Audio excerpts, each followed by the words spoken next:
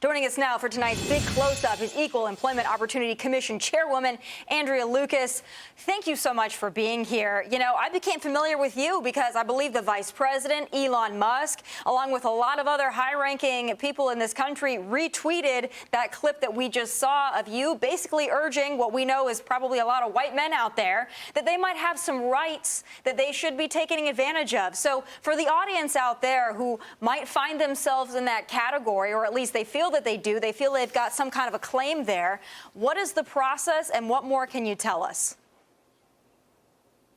Well, thanks so much for having me. The message of the video is really simple, but apparently it's really shocking for large portions of the left, and that's that all race discrimination is wrong, including against white men.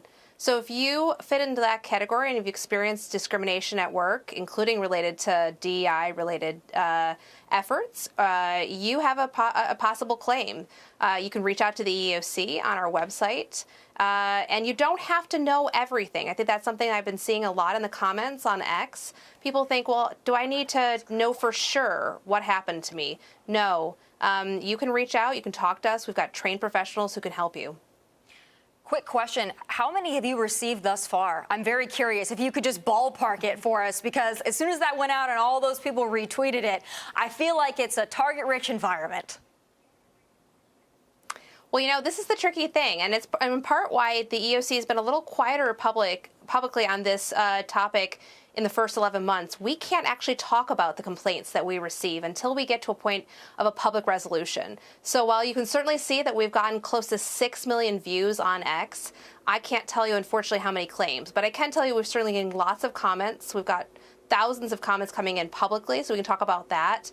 And I can certainly tell you that we are very active behind the scenes. Basically, everything you see with the EEOC is like the tip of the iceberg in terms of what you see publicly. There's a whole lot of iceberg there underneath that we're working quietly and professionally on our investigations until they spring into a lawsuit or other public action. And we do have a few of those things publicly right now. We're in court right now against Northwestern Mutual, a financial giant dealing with DEI-related discrimination, a subpoena enforcement action.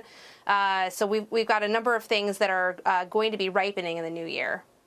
Chairwoman, you know, oftentimes when we talk about equal opportunity, it kind of goes towards race and gender. But I want to ask about this because I've seen it in my own life. What about ageism and disability, those with disability that are looking to work? And the reason why I ask that is, if we can get these people to work and keep them working, one, I think they live longer and healthier, and two, it's less that the taxpayer has to take in as a responsibility. So it seems like a win-win for everybody. Absolutely. Look, merit and equal opportunity is good for everyone. It's the right thing to do, and it is good for business. But we've been sold a lie that we need to prioritize some forms of quote-unquote diversity, and it turns into just sort of a spoils system, as opposed to just going back to basics.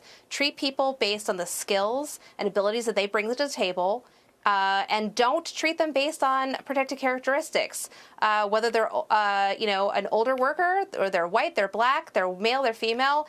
Don't treat people on who they are, but treat them based on actual merit. It's something that all Americans should be able to get behind. But civil rights activists have claimed, civil rights for themselves for far too long. But the left does not have, a monopoly on this morality play, right? Civil rights is something that every American should care about. It's for everyone. It protects them equally and even-handedly. Andrea, you've also focused on ending religious discrimination, especially, everyone may be familiar with this, and regarding vaccines. So far, the EEOC has recovered more than $55 million for workers affected by those COVID vaccine mandates. And now you're suing Advocate Aurora Health after they fired a nurse for refusing the COVID vaccine, claiming that they did not accommodate her religious beliefs. So what can you tell us about this case and maybe some others like it? Yeah, we received, and I can, at this point, the volume here is something we can publicly report. During the Biden administration, we received tens of thousands of claims related to religious accommodation requests to the COVID-19 vaccine. So we do report our numbers on an annual basis. The Biden administration did some work, but was really quiet about it. And in the Trump administration, we are loudly proclaiming that religious liberty is a first liberty. It's not a second-class right. And we're going to not only aggressively pursue companies that trample on religious rights of their workers, but we're going to talk about it when we do and when we succeed. So we are bringing lots of lawsuits. We've recovered multi-million-dollar verdicts and settlements in the last few months related to COVID-19 vaccine mandates. You can find all of that on our website.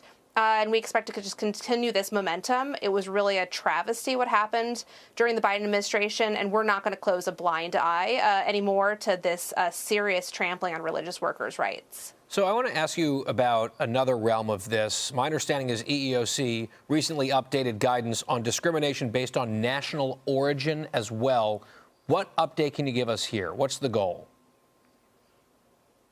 Absolutely. This is a super important push. The president's done an amazing job sealing the border, but we also need to attack the economic realities that are driving workers out of jobs because their employers are preferring illegal immigrants or guest workers here.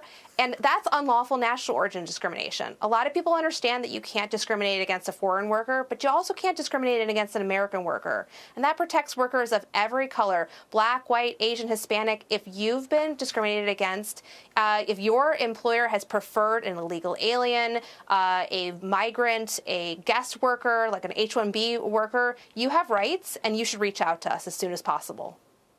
Wow, so much there. You're going to be a very busy chairwoman. Andrea Lucas, thanks so much for coming on tonight. Thanks so much for having me. Hey, Sean Hannity here. Hey, click here to subscribe to Fox News YouTube page and catch our hottest interviews and most compelling analysis. You will not get it anywhere else.